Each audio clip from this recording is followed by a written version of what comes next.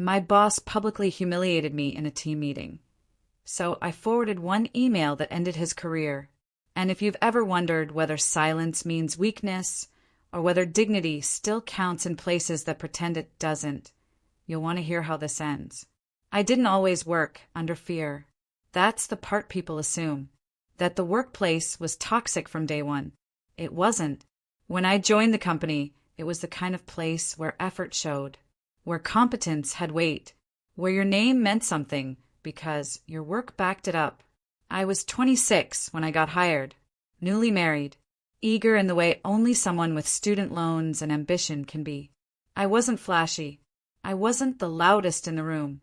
But I learned fast, worked hard, and paid attention to things other people skipped over. Operations was my department. Not glamorous. Not visible unless something went wrong.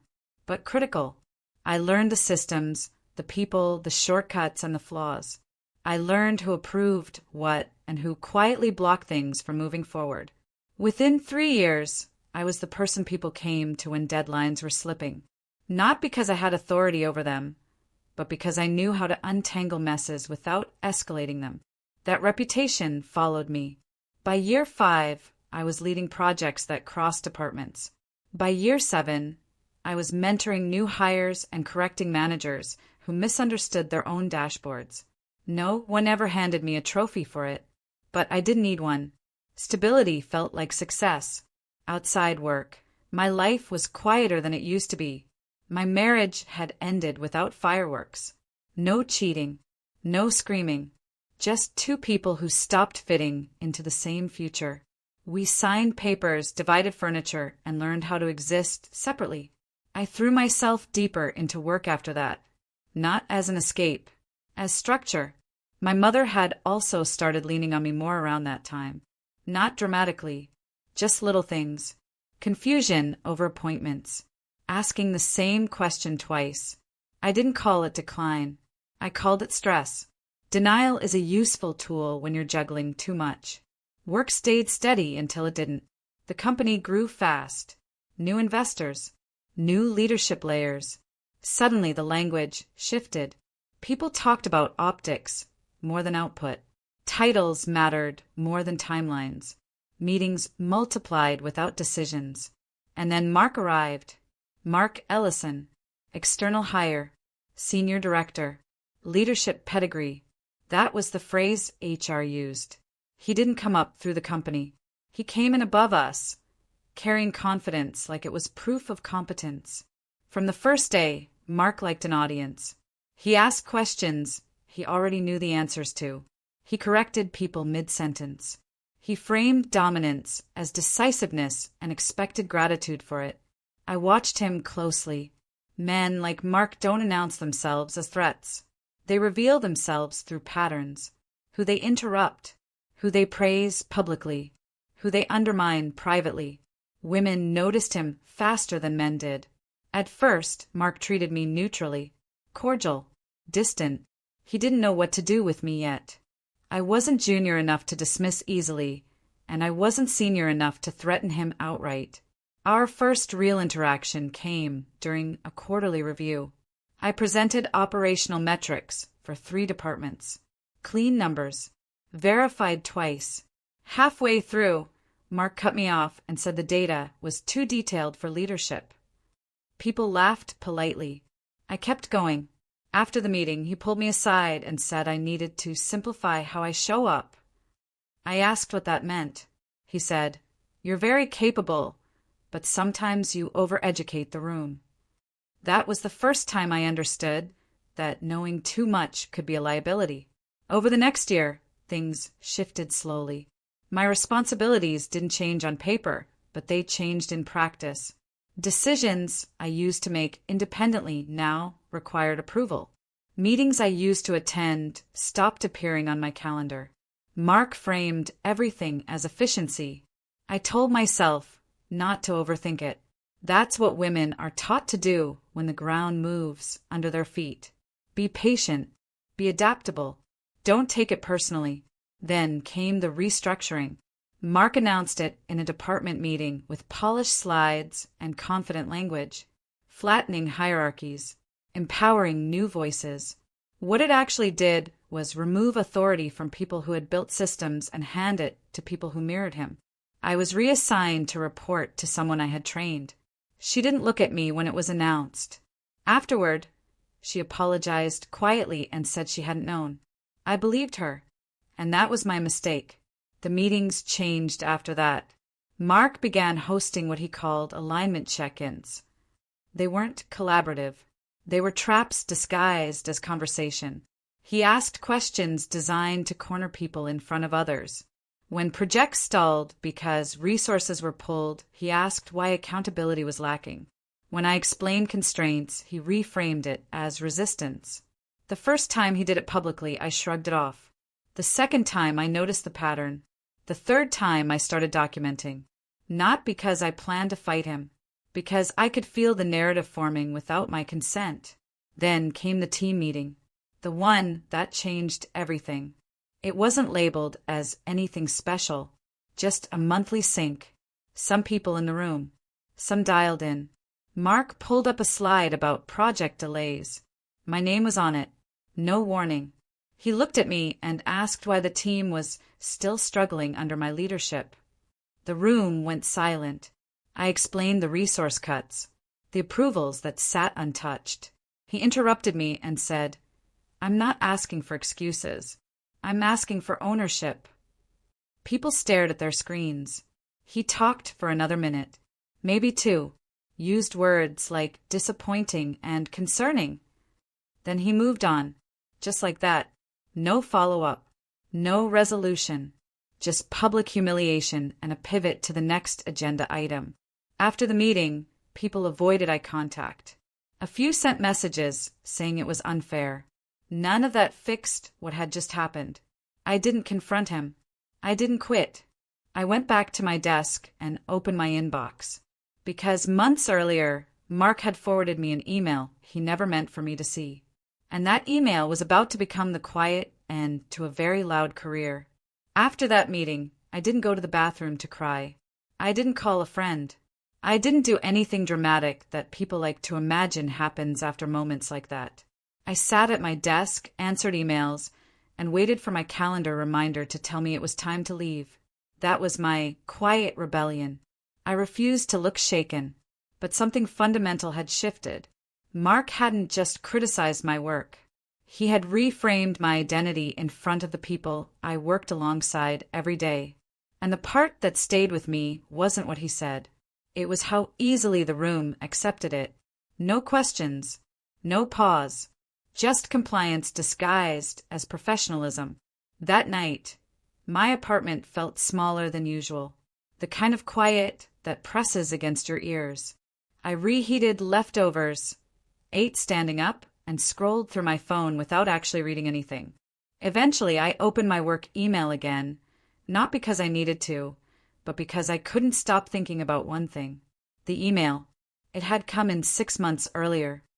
I remembered the moment clearly because it had felt off even then. Mark had forwarded it to me with just one word in the body. FYI.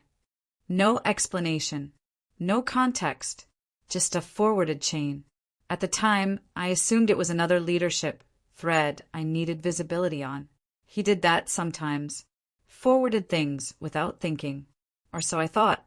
But sitting there that night, still hearing his voice from the meeting, I opened it again and read it carefully. Slowly, without the benefit of denial. The subject line read, Ops Restructure Strategy.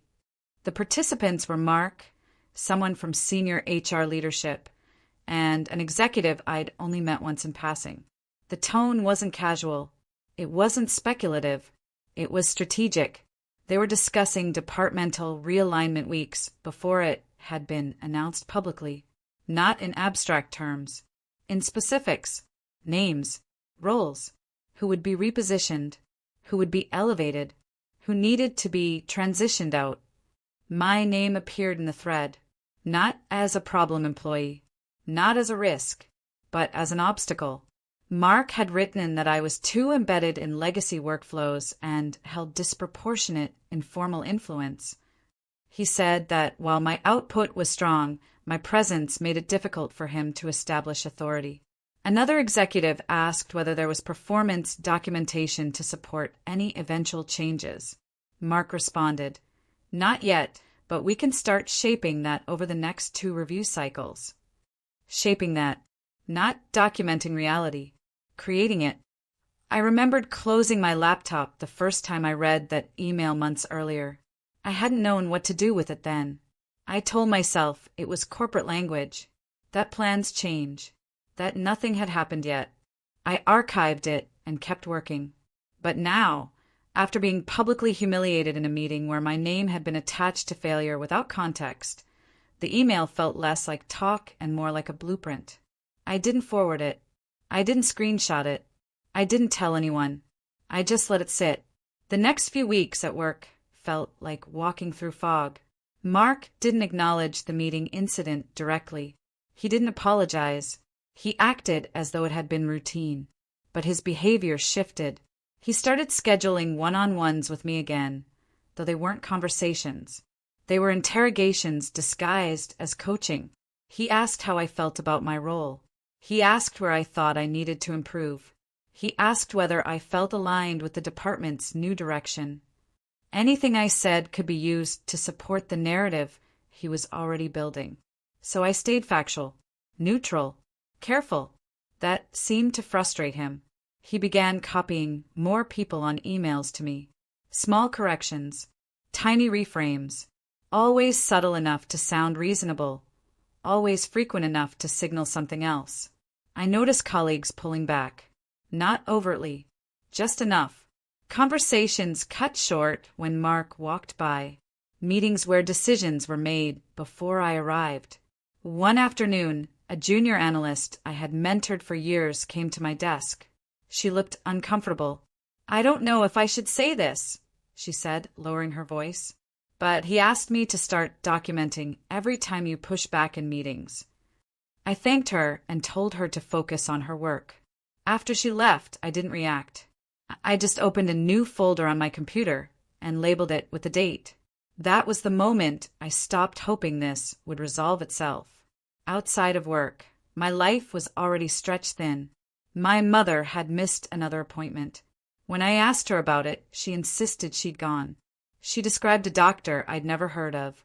I spent my lunch break on the phone rescheduling, my afternoons pretending nothing was wrong. Stress doesn't always show up as panic.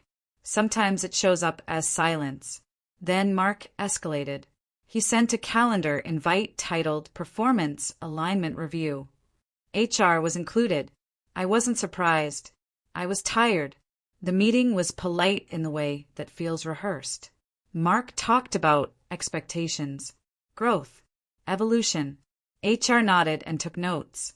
He referenced the team meeting incident, calling it a learning opportunity. I countered calmly with data, emails showing delayed approvals, documentation of resource cuts, timelines that didn't match his narrative. Mark smiled and said, "This is exactly what I'm referring to. Defensiveness." HR asked for documentation. I sent everything after the meeting. Every relevant email. Every calendar change. Every approval chain. Days passed. Then a week. Then HR followed up, not with me, but with Mark. I know because he walked past my desk afterward without looking at me. Phone pressed to his ear, jaw tight. The next morning, I was added back to 2 meetings I hadn't been invited to in months. Small changes, but deliberate. Mark's tone shifted. He stopped correcting me publicly. He stopped reframing my statements. He became careful. And that's when I knew he realized something was wrong. What he didn't know was that the email still existed, untouched, unshared. I still hadn't decided what to do with it. The breaking point came during another team meeting, this one with senior leadership dialed in. Mark was presenting quarterly results. He paused on a slide showing operational delays. He looked directly at me and said, "Some of these issues stem from legacy practices that haven't adapted." It was clean, polished, plausible. I spoke up. I said the delays reflected approved resource changes. He smiled and said, "Again, accountability isn't about pointing fingers." That was the moment something settled. Not anger. Clarity. That afternoon, I opened the email chain again. I read it carefully, checked the dates, the participants, the language. Then I forwarded it, not to the whole company, not dramatically. I sent it to HR leadership and the executive included in the thread. Above it, I wrote one line. "I was included on this earlier and wanted to confirm whether this aligns with current process." That was it. No accusation, no explanation, just a question. The response didn't come immediately, but 3 days later, Mark's calendar filled with closed-door meetings. HR asked to meet with me again, and this time the tone was different. HR didn't call it an investigation. They never do at first. The calendar invite that popped up 2 days later was titled Clarification Meeting. No agenda. 2 attendees from HR. No Mark. That alone told me this wasn't routine. I walked into the conference room with a notebook I didn't need and a calm I didn't fully trust. Both HR reps were already there. One was a senior director I'd only met briefly before. The other was someone who had always stayed carefully neutral in the past. Their laptops were open, legal pads out, pens aligned. They didn't ask how I was doing. They asked when I had first received the email. I told them the date. I told them it had been forwarded to me with FYI and no context.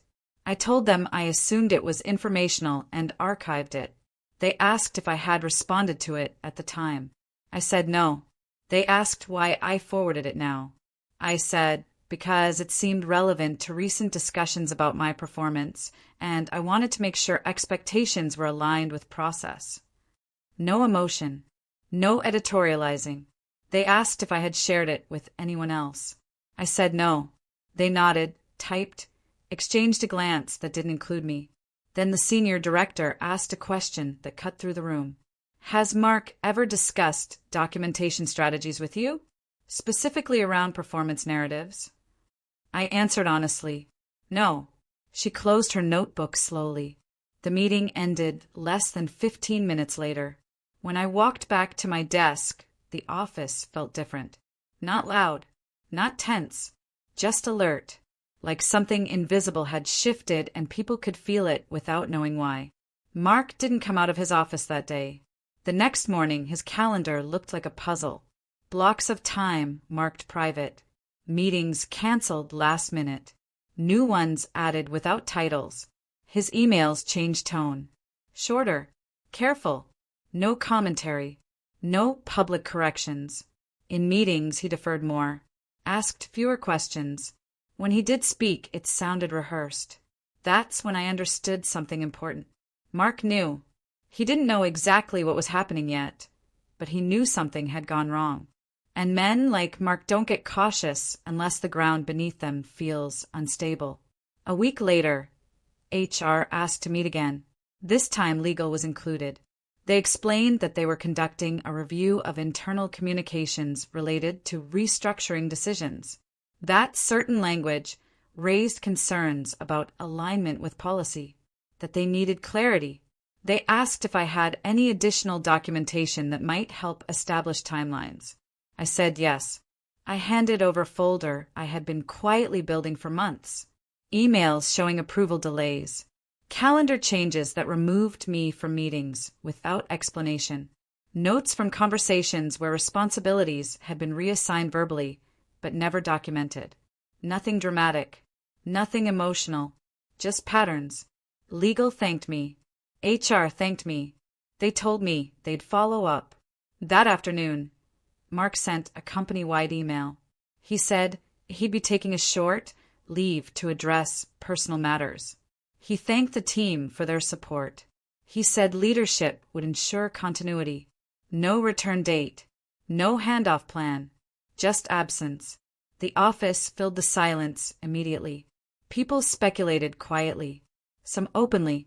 Others watched leadership closely, waiting for cues. I stayed out of it. Because, while people love a downfall, they rarely want to be associated with the person who triggered it. A week into Mark's leave, Senior leadership announced an interim reporting structure. His responsibilities were redistributed across 3 directors. One of them called me that afternoon. She asked if I had time to talk. Her tone wasn't accusatory. It was careful, curious. She asked me how long certain operational issues had been building. She asked why some risks hadn't been escalated sooner. I answered honestly. I explained where authority had been removed, where approvals had stalled, where communication had been filtered. She listened. Then she asked something that confirmed what I already suspected. Did he ever ask you to take responsibility for decisions you didn't make? Yes, I said, repeatedly. After that call, I noticed more subtle shifts. Meetings where my input was requested again. Decisions routed back through me. Colleagues who had gone quiet started asking questions. Not apologies. Questions. 2 weeks later, HR formally closed the review. They didn't share details. They never do. They thanked me for my cooperation and professionalism. Then they asked what I wanted. The question caught me off guard. I didn't ask for Mark's role. I didn't ask for a title change. I asked for clarity. Clear authority over the areas I managed. Direct reporting lines. Decisions documented and respected. They agreed. Not because they owed me anything. Because they needed stability. A month later, Mark's name disappeared from internal systems. No announcement. No farewell email. Just quiet removal. People noticed. Some celebrated silently. Others pretended not to care. I felt something closer to exhaustion than satisfaction. Because winning like this doesn't feel like victory. It feels like survival. And survival leaves marks. Over the next few months, I rebuilt trust. Slowly, carefully. I stopped second-guessing myself in meetings. I spoke when I had facts. I stopped softening statements to make others comfortable. Leadership listened. Then, unexpectedly, another opportunity appeared. A recruiter reached out. A role at a different company. Higher pay. More autonomy. A culture that valued competence without performance. I wasn't looking, but I listened. During the final interview, the hiring manager asked why I was considering a move after so many years. I didn't tell the whole story. I said, I've learned how important it is to work where clarity exists. They understood. I accepted the offer. On my last day, I packed my desk quietly. People stopped by to say goodbye. A few thanked me without naming what they meant. Before I logged out for the final time, I forwarded one last email. Not as revenge, as closure. Because this story was never about ending someone else's career. It was about refusing to let someone end mine. And if you've ever been humiliated publicly, undermined quietly, or made to feel like your competence was a threat instead of an asset, remember this. You don't need to be loud. You don't need to explode. Sometimes, all it takes is one calm question, one email, sent at the right time. And now I want to hear from you. Was what I did justified? Would you have forwarded that email? Or stayed silent? And if you've lived through something similar, how did it end? If stories like this resonate with you, subscribe. Not for drama, but for the reminder that silence isn't weakness. It's strategy. Leaving should have felt like relief. That's what everyone assumes happens once the villain exits the building and the dust settles. They imagine a clean emotional arc justice served. Lesson learned. New beginning unlocked. That wasn't how it went. The first thing I learned after Mark disappeared was this. Removing one problem doesn't reset a system that learned to function around fear. It just exposes everything that fear was holding together. In the weeks after his departure, people behaved strangely. Some were overly polite with me, like proximity itself carried risk. Others treated me like I'd quietly crossed an invisible line. A few avoided me altogether. No one said anything directly. They never do. But I could feel it. The subtle recalibration. The unspoken question hanging in the air. Was she dangerous? Or just unlucky? That's the part no one talks about when workplace wins happen quietly. You don't get applause. You get scrutiny. Leadership meetings resumed with a different tone, but the structure was fragile. Decisions stalled because no one wanted to overstep. Managers hesitated to put anything in writing that could be interpreted later. Accountability became a shared burden nobody wanted to carry alone. And somehow, without anyone saying it outright, I became a reference point. Not in a good way or a bad way, just a reminder. I noticed it when people started asking me to review emails before they sent them, or when someone would pause mid-sentence in a meeting and rephrase themselves carefully while glancing in my direction. I hadn't asked for that role. I didn't want it, because power you don't choose feels like surveillance.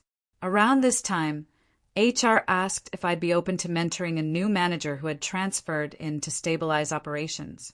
They framed it as recognition, as trust. I said yes because saying no felt like resistance. The new manager, Daniel, was competent, younger than Mark, less polished, more cautious.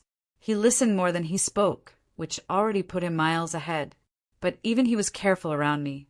One afternoon, after a meeting where I'd challenged a timeline assumption, Daniel pulled me aside and said, "I just want to make sure I'm not stepping on anything sensitive." That sentence stuck with me. Sensitive. Not wrong. Not risky. Sensitive. That's when I realized the narrative hadn't disappeared. It had evolved. I was no longer the problem employee. I was the person associated with consequences, and consequences make people uncomfortable. Outside work, the pressure didn't lift either. My mother's condition continued its slow, quiet decline. She forgot conversations we'd had the day before. She misplaced important documents and accused strangers of moving them. I started taking calls during meetings, scheduling appointments during lunch breaks, juggling care and career with the same invisible strain so many women carry without acknowledgement. I was tired in a way sleep didn't fix. Then the first email came. It wasn't from Mark. It was from someone higher up. The subject line was neutral, quick check-in. The body was polite, friendly. They wanted to understand my experience during the restructuring period. What had worked? What hadn't? What lessons leadership could take forward? On paper, it sounded constructive. In reality, it felt like an audit disguised as curiosity. I answered carefully, honestly but selectively. I focused on process, on clarity, on communication breakdowns. I didn't mention Mark by name. A week later, another email arrived. Similar tone, different sender, then another. It became clear that leadership was trying to understand how close they'd come to a larger problem. Not because they cared about what happened to me, but because they wanted to make sure it wouldn't happen again in a way that embarrassed them. That realization hardened something in me. I stopped believing that staying would fix anything. The company hadn't changed. It had flinched. And flinching isn't transformation. The recruiter's message came the same week my mother forgot my birthday. I didn't blame her. I smiled, reminded her gently, and changed the subject. But something about that moment crystallized everything. I had spent years proving myself to people who only noticed me when I disrupted their comfort. I didn't want to keep doing that. The interviews for the new role were different. Not perfect, but different. They asked how I solved problems, how I handled conflict, how I built trust across teams. No one asked how I handled authority. That mattered. Still, the decision wasn't easy. Leaving felt like surrender, like letting the last year define my exit. I wrestled with that longer than I should have. The final push came from an unexpected place. A colleague I respected stopped by my desk one afternoon. Someone who had stayed quiet during Mark's reign. Someone who had benefited from his favor. She looked uncomfortable. "I don't know if you realize this," she said, "but people assume you're untouchable now." I asked what she meant. She hesitated, then said, "They think if they cross you, something happens." That night, I stared at my offer letter for a long time. I didn't want to be untouchable. I wanted to be free. I accepted the new role the next morning. When I gave notice, leadership reacted politely. grateful, disappointed, supportive in the way that doesn't cost anything. They asked if there was anything they could do to change my mind. I said no. My last weeks passed quietly. No farewell speeches. No dramatic exits. Just handoffs and documentation. On my final day, as I logged out of my email for the last time, I thought about Mark. About how easily he had assumed power meant safety. About how confident he had been that no one would question him. He never saw me as a threat. That was his mistake. And as I walked out of that building for the last time, I understood something I wish I'd learned earlier. Sometimes revenge isn't loud. Sometimes it's walking away intact when someone tried to break you. And the story wasn't over yet, because consequences don't stop when one chapter ends. They echo. The new job didn't feel real at first. That surprised me. I had imagined relief would be immediate, that I'd wake up on my first Monday somewhere else and feel lighter, safer, validated. Instead, I felt cautious. The office was smaller, quieter, no glass walls or performative collaboration spaces. People said what they meant and then went back to work. No one hovered, no one postured, and yet I kept waiting for the catch. That's what a year under someone like Mark does to you. It rewires how you read rooms. You stop assuming neutrality exists. You look for the angle before the intent. My new manager, Elise, noticed it before I did. In our second week of working together, she asked me why I always sent follow-up emails summarizing conversations that didn't need them. Not accusingly, genuinely curious. I told her I liked clarity. She nodded, then said, "You don't need to defend yourself here." That sentence landed heavier than she realized. Because I had been defending myself for so long, it had become automatic. Slowly, the tension eased. Projects moved forward without friction. Decisions were made and respected. When disagreements happened, they stayed about the work. No subtext, no audience. That was when the second wave hit. It came from my old company. Not officially, not directly. It started with LinkedIn messages. Former colleagues asking where I landed, what the culture was like, whether the rumors were true. I asked which rumors. They never answered that part. Then a former HR contact emailed me just to check in, asked how I was settling into my new role, mentioned how much leadership still valued my professionalism. I replied politely, briefly. A week later, someone forwarded me an internal memo by mistake. It wasn't about me directly, but my name was there. In the context of lessons learned, they had created a training module, one about documentation, transparency, and leadership accountability. My case, anonymized, was referenced as an example of how unchecked authority could escalate risk. They never asked permission. They never apologized. They just repurposed the fallout. That's when I understood something I hadn't wanted to see before. Mark wasn't the system. He was a symptom. The company hadn't removed him because they cared about harm. They removed him because he became a liability. And now they were insulating themselves from the next one. I should have felt vindicated. Instead, I felt distant. Then Mark reached out. Not directly. Through someone else. An old colleague I hadn't spoken to in years messaged me late one evening. Small talk at first, then hesitation. "Have you heard from Mark?" she asked. I said no. She paused, then said he's been asking about you. I didn't respond immediately. A few days later, another message came in. Different person, similar wording. He says he wants closure. Closure. That word does a lot of work for people who never offered accountability. I declined to engage, but curiosity has a way of slipping in through the cracks you leave open. I asked one question. How is he? The answer came back quickly. Not great. Mark hadn't landed softly. The internal review hadn't just ended his role. It had flagged concerns that followed him. References dried up. Recruiters went quiet. His reputation, once polished and confident, now came with asterisks. He wasn't unemployable, but he wasn't untouchable anymore either. That knowledge didn't bring satisfaction. It brought perspective, because while his career stalled, mine moved forward. And the contrast was stark. At my new company, I was asked to lead a cross-functional initiative within 3 months. No power plays, no testing, just trust built on output.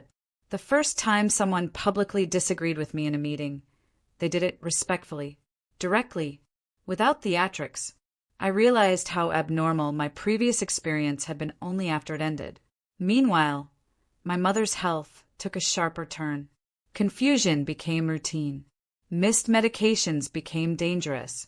I moved her closer to me and started handling her finances. Work accommodated me without commentary. I worked remotely when needed, adjusted hours without justification. No one asked me to prove my commitment. That mattered more than any title. One evening, as I sorted through old paperwork at my mother's place, I found a folder of letters she'd kept from decades ago. Old work correspondence, performance reviews, notes from supervisors thanking her for diligence. She had been invisible too. She had survived it quietly. That realization reframed everything. A month later, Mark finally emailed me directly. The message was short, careful. He said he hoped I was well, that he'd been reflecting, that he was sorry if his leadership style had impacted me negatively. He said he'd appreciate a chance to talk. I stared at the screen for a long time. I didn't owe him anything. And yet I typed a reply. I said I didn't see value in revisiting the past. I wished him well. He responded with a longer message, defensive, explanatory, framed as accountability, but still centered on his intent rather than impact. I didn't reply again. That was the last time I heard from him.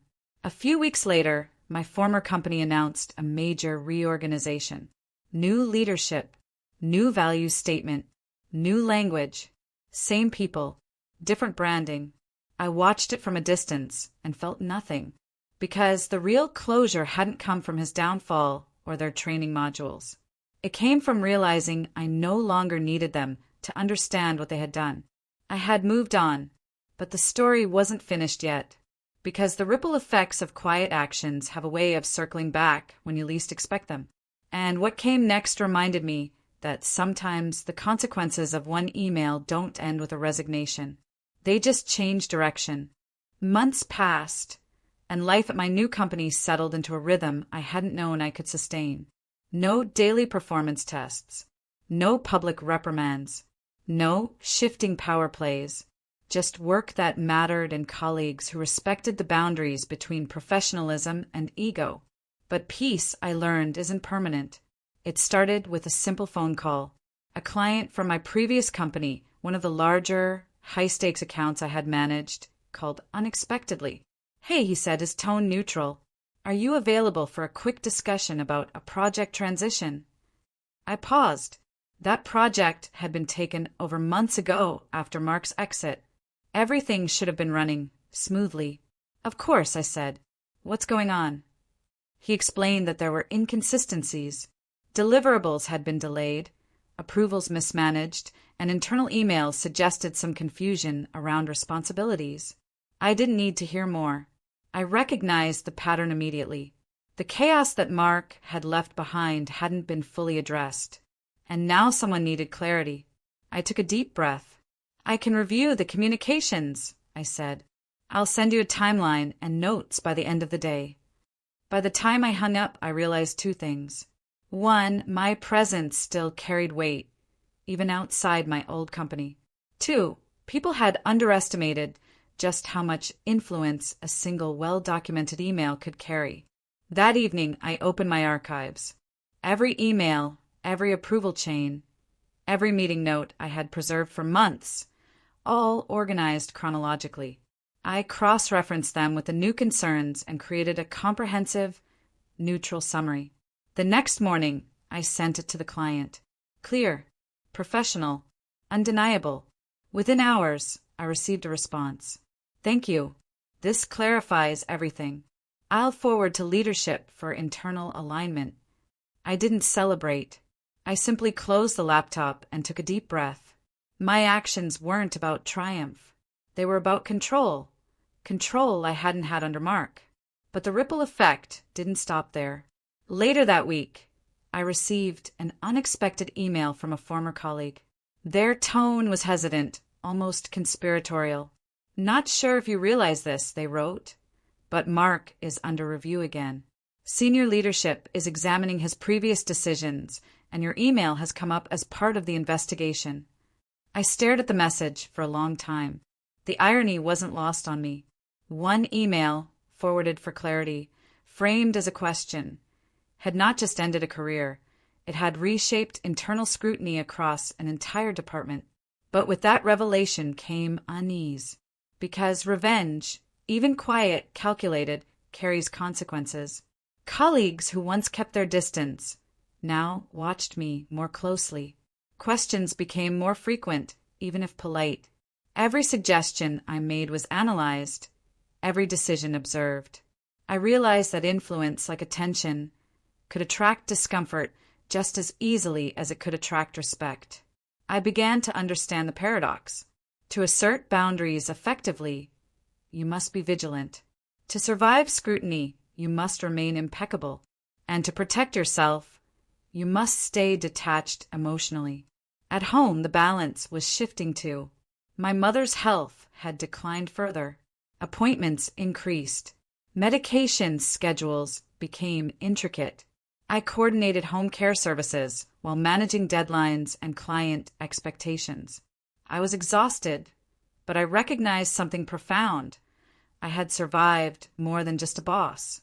I had survived a system, and systems, unlike people, rarely forgive oversight. They recalibrate, they watch, they adapt. Then came an unexpected challenge. A mid-level manager at my former company, someone who had benefited from Mark's favoritism, contacted me. "I need your advice," they said. "Not about work exactly, but about Mark. What do you know that could help HR?" I paused. That question was loaded. It was curiosity, fear, perhaps guilt. I didn't answer immediately. I considered the consequences. Sharing anything could reopen a door I deliberately closed. Remaining silent could mean allowing misinformation to spread. I chose clarity. "I'm not going to comment beyond what HR already has," I wrote. "Anything else would be speculative." The reply came hours later. "Understood. Thank you." Even silence, framed carefully, communicates power. As weeks passed, whispers in the industry hinted at Mark's stalled career. Rumors circulated that he had been passed over for several positions due to the internal review triggered by that single forwarded email. And then, unexpectedly, he appeared briefly on LinkedIn, posting vague congratulations to others in the department. No explanation, no reflection, just presence. I didn't respond. I didn't comment, because the moment I had needed to assert myself had already passed. My life had moved forward, and his reflection mattered less than I thought it would. Then an opportunity arrived that forced me to consider the broader implications of my actions. One of Mark's former clients, now aware of the review and internal complications, reached out to me. They were considering transitioning a critical portion of their business to another partner, but they wanted someone with experience, discretion, and proof of reliability. I realized in that moment that the same competence Mark had underestimated, the very clarity he had ignored, was what had made me indispensable, even indirectly, to decisions beyond my immediate role. I didn't act immediately. I evaluated. I considered the ethics, the optics, the responsibility. Finally, I accepted the role, not as a move of revenge, but as a recognition of my own professional value and boundaries. By the time I started, a quiet equilibrium had set in. My former company continued its reorganization. Leadership claimed lessons were learned. Employees whispered about accountability. And Mark, he existed somewhere in the background, a reminder of what can happen when influence is mismanaged. But life had shifted, and so had I. I had learned with hard clarity that justice in the workplace is rarely instantaneous. It's measured in documents, decisions, and the slow recalibration of perception. And that sometimes the quietest action, a single email, a single question, can have the most profound consequences. The industry has a long memory, longer than people realize. Titles change, offices relocate, but reputations follow quietly, tagging along in introductions and references, in the pauses before someone says a name out loud. By the time part 7 of my life unfolded, I had learned to live with that truth. The equilibrium I thought I had reached didn't break loudly. It cracked in subtle ways. A delayed response here, a meeting that should have included me but didn't. A polite smile that lingered a second too long before turning neutral. At my new company, I wasn't mistreated. Not openly, but I was no longer invisible. And in corporate environments, visibility is a double-edged thing. It started with leadership restructuring. Our department had announced a reorganization aimed at streamlining accountability. That phrase always means power is shifting, roles were being reassessed, reporting lines adjusted, influence redistributed. I was asked to attend a closed-door meeting with senior leadership. Not a warning sign on its own, but not neutral either. They praised my performance, my professionalism, my composure under pressure. Then came the pause. One executive leaned back and said, "We've noticed you tend to leave an impression." That was the exact phrase. Not deliver results. Not drive growth. Leave an impression. I understood immediately what they meant. They meant the story, Mark, the email, the way things had unfolded without me ever raising my voice. I responded carefully. I document my work. I communicate clearly. If that leaves an impression, I'm comfortable with that. No one disagreed. No one confirmed either. After that meeting, things changed. I was assigned to projects with higher visibility but less autonomy. More oversight, more check-ins, more people CC'd on emails that didn't need them. This wasn't punishment. It was containment. They didn't fear incompetence. They feared precedent. I wasn't the problem. What I represented was, because if one person could expose a director-level executive using nothing but internal documentation, it meant others might start asking questions too. And organizations don't like questions unless they control them. At the same time, my former company was still unraveling quietly. A former coworker called me late one evening. We hadn't spoken in months. "They're rewriting history," she said. I didn't ask who they were. "Mark's name barely comes up now," she continued. "They're framing everything as a systems failure. Like no one was responsible. Like the public humiliation never happened."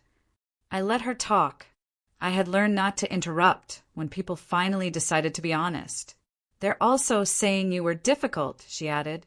"Not officially, just in conversations." That one didn't surprise me. Organizations rarely admit wrongdoing cleanly. They blur edges. They soften language. They turn accountability into ambiguity. And when they do that, the person who forced clarity becomes inconvenient. I thanked her for telling me. I didn't ask her to defend me. I didn't need her to. I had already accepted that my role in that story would never be told accurately inside those walls. What I hadn't anticipated was how far the reach would extend. A recruiter I'd worked with before stopped responding. Another suddenly lost the role she'd pitched to me enthusiastically the week before. A third asked strange questions during a call. "So, how do you handle conflict with leadership?" I laughed lightly, by documenting my work. She laughed too, but not comfortably. That was when I realized something important. Winning doesn't always look like winning from the outside. I had protected myself. I had preserved my integrity. I had ended a man's career without lying or exaggerating. But I had also stepped outside the unspoken rules. The rule that says you're allowed to be competent but not threatening. The rule that says you can survive humiliation but not reverse it. The rule that says power is allowed to crush quietly, but never be embarrassed publicly. And I had embarrassed someone publicly without raising my voice. That makes people nervous. The pressure built slowly. Not enough to justify leaving. Not enough to confront. Just enough to wear you down if you weren't paying attention. At home, the chaos didn't stop either. My mother had a medical scare that landed her in the hospital for 3 days. I worked from a chair beside her bed, fielding calls while listening to monitors beep in the background. One afternoon, as I muted myself on a conference call to speak with a nurse, I missed a question. When I unmuted, the silence stretched. My manager cleared his throat. "We'll circle back with you later." He didn't sound angry, just noting it. Later that evening, he messaged me privately. "Everything okay? You seemed distracted." I told him the truth, briefly, without emotion.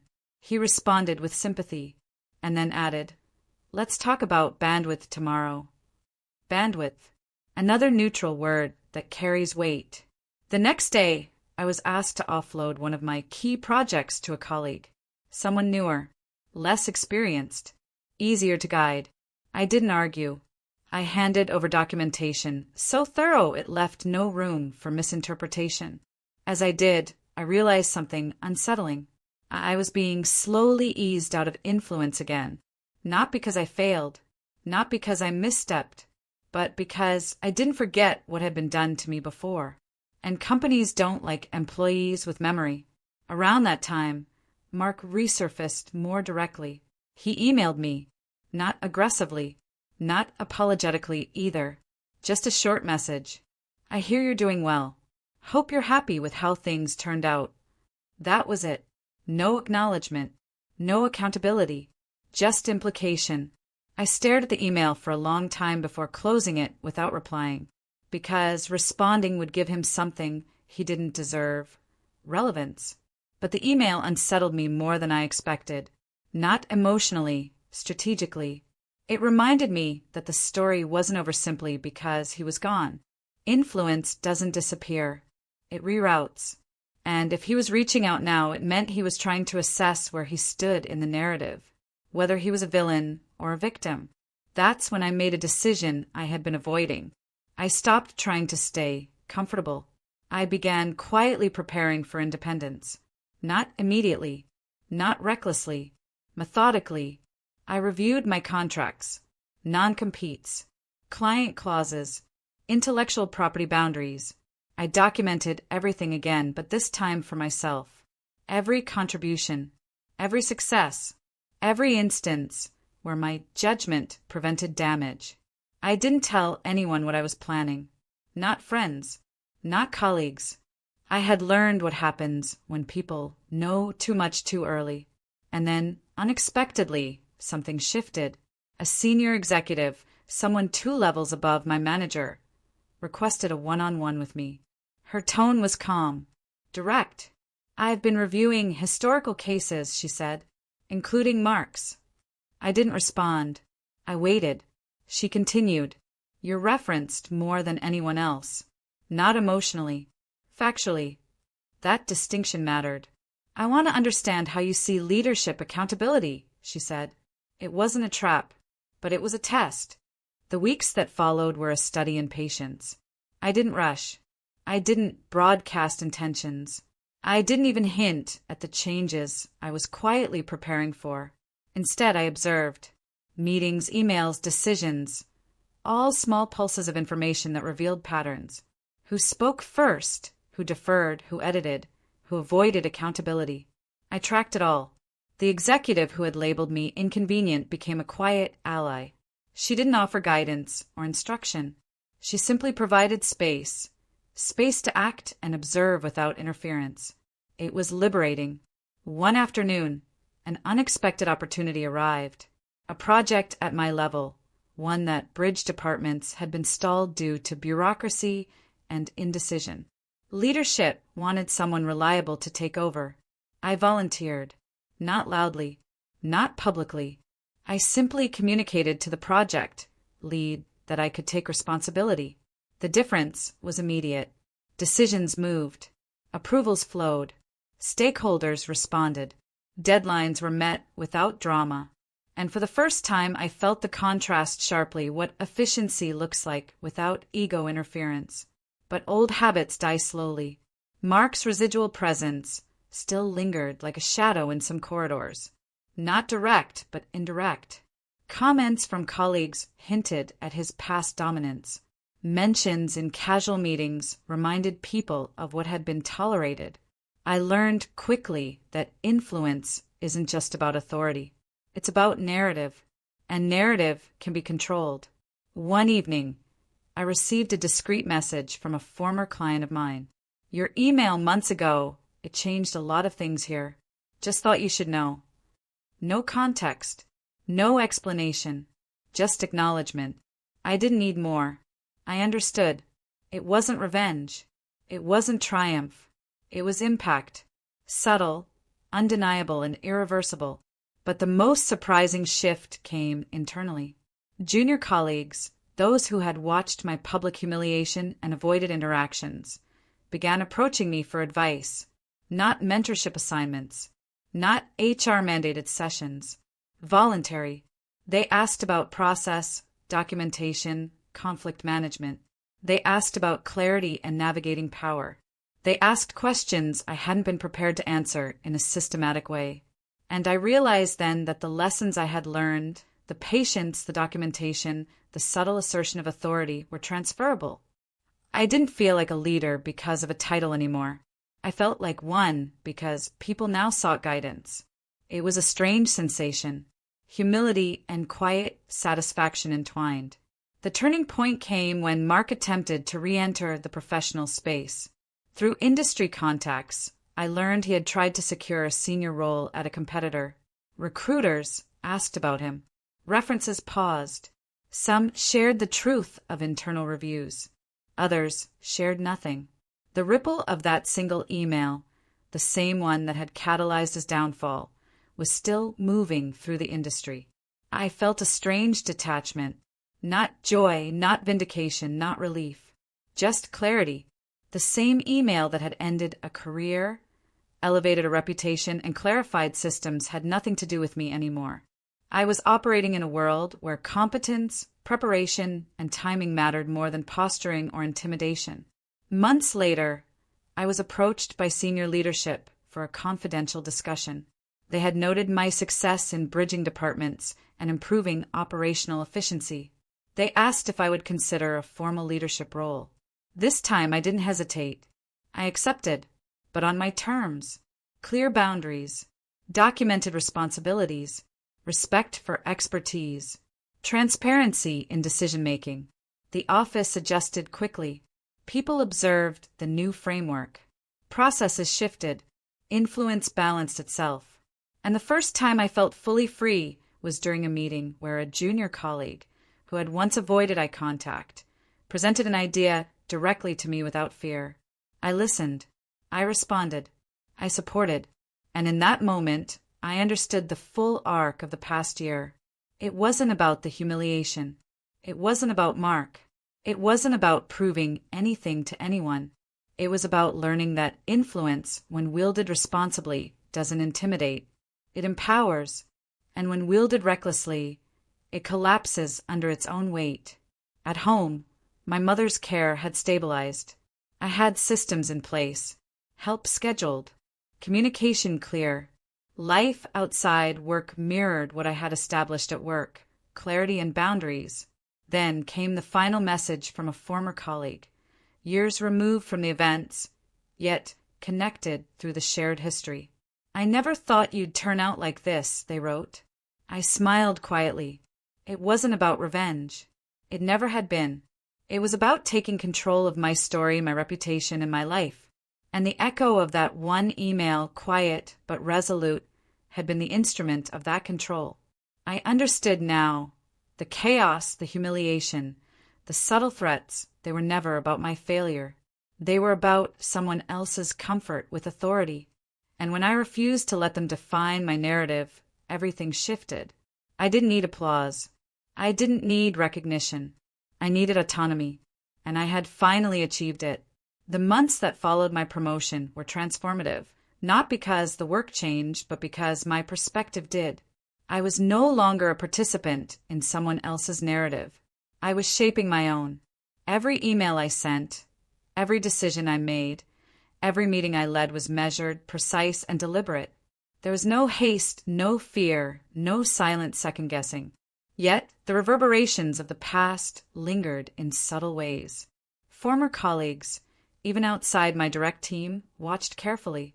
The memory of the fallout from that single forwarded email still carried weight. People asked questions in hushed tones. They observed how I interacted, what I endorsed, what I declined. And I realized gradually that influence is not just authority, it is perception. One afternoon, an unexpected message arrived.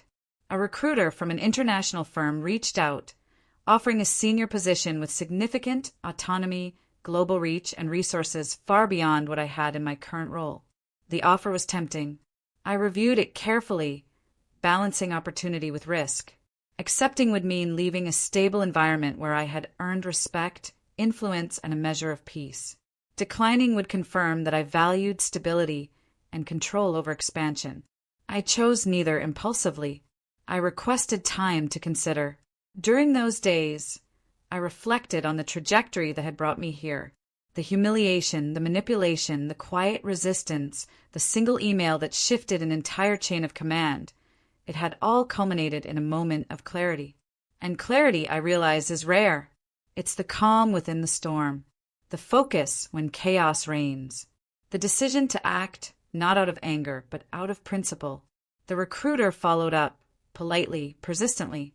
The new role was enticing, a testament to the professional value I had built, even indirectly, from navigating the fallout of Mark's hubris. I scheduled a meeting with senior leadership at my current company, not to negotiate, not to bargain, but to discuss long-term growth and potential.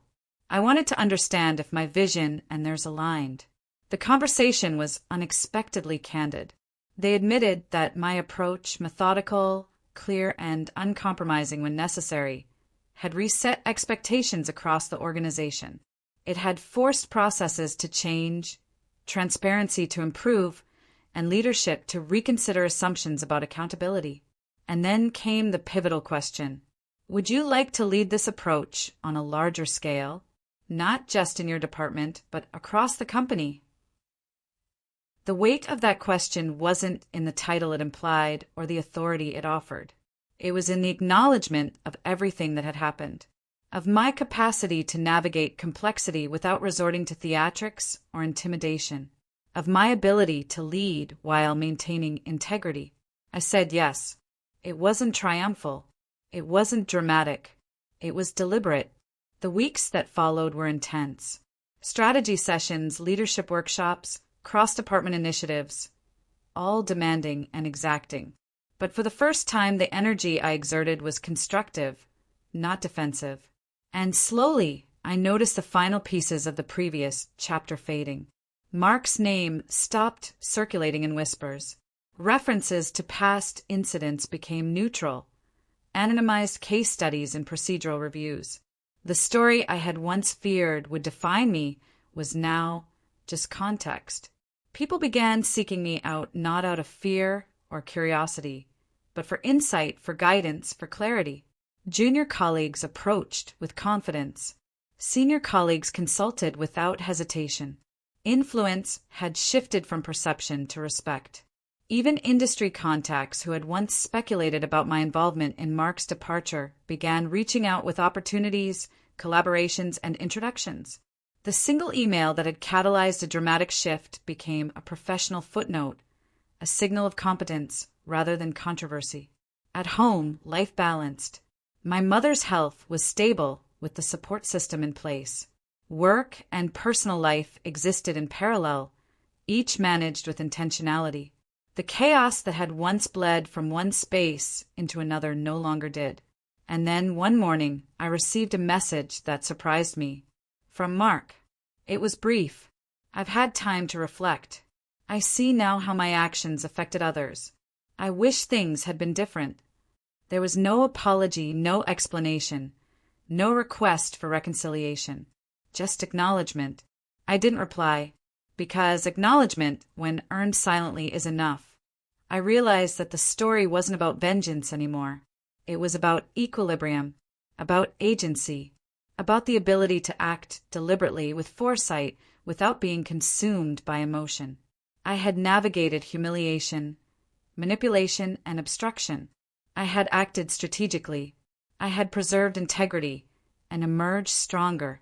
And the most powerful realization of all, the narrative I feared would define me never did. I defined it myself. I closed my laptop that evening and reflected not on what had happened, but on what I had learned. Influence is measured in clarity, not volume. Documentation is power. Timing transforms action into consequence. And survival is a skill, not luck. I had survived. I had adapted. I had thrived. And nothing, not past humiliation, not resentment, could take that away. The final chapter of this journey didn't come with fireworks or dramatic confrontations.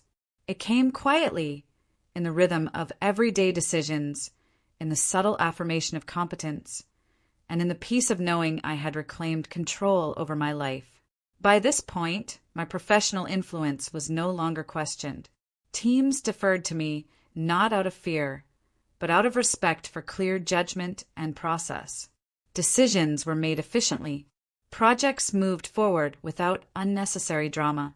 Transparency and accountability were no longer aspirational. They were expected. And my presence had become a stabilizing force, not a disruptive one. But perhaps the most important lesson came in the personal sphere. My mother's care had stabilized. She was surrounded by support, her days structured, her needs met. And for the first time in months, I could separate work from life without guilt, without constant mental recalibration. It was in that space, that quiet separation between professional and personal life, that I realized something critical. The narrative that had once defined me, public humiliation, Mark's threats, the single email that reshaped careers, was now a story I owned. I had transformed what could have been a cautionary tale into a testament to resilience, strategy, and foresight. Then came the ultimate test, an industry conference. Invitations had arrived months prior, but I had hesitated. I wasn't interested in networking for appearances or publicity. I was there to observe, to assess, to measure influence and integrity in a wider context. At the conference, I ran into former colleagues from my old company. Some avoided me, some offered cautious nods, and one, someone who had been closest to Mark, smiled awkwardly. "You've done well," they said carefully. I nodded. "Thank you." And that was all. No need to elaborate. No need to justify. My work, my reputation, and my choices had spoken louder than any conversation could. The ripples of that one forwarded email, which had triggered a chain of events leading to Mark's professional downfall, were still visible. But now they no longer defined me. They were context, lessons embedded in process and documentation, a cautionary tale for others, and proof of the power of deliberate, measured action. Reflecting on everything, I realized the true victory wasn't in his career ending. It wasn't in seeing justice served. It was in how I had conducted myself. Calm, methodical, strategic, never reactive, never vindictive. I had been publicly humiliated, undermined, and tested in ways I hadn't anticipated. And I had responded, not with anger, not with theatrics, but with deliberate clarity. The result? My career not only survived, it thrived. The lessons extend beyond workplaces. They extend to life. Chaos will come. People will try to undermine you. They will test boundaries. They will assume authority, grant immunity. But the truth is simple. Control your actions, maintain documentation, choose timing deliberately, and always operate from integrity. Because the quietest actions often carry the loudest consequences. And as I look back now, years removed from the humiliation and tension, I understand this clearly. Survival isn't just about enduring. Survival is about strategy, foresight, and the courage to act decisively when it matters most. So, if you've ever been publicly humiliated, undermined, or forced to navigate chaos created by someone else's arrogance, remember this: you don't need to explode. You don't need to shout. You need clarity, documentation, and timing. One well-placed action, executed calmly, can change everything. And now I want to ask you, what would you have done in my place? Would you have forwarded the email or stayed silent? Could you have maintained composure while shaping your own narrative? If stories like this resonate with you, make sure to drop your comments below, subscribe, and drop a like.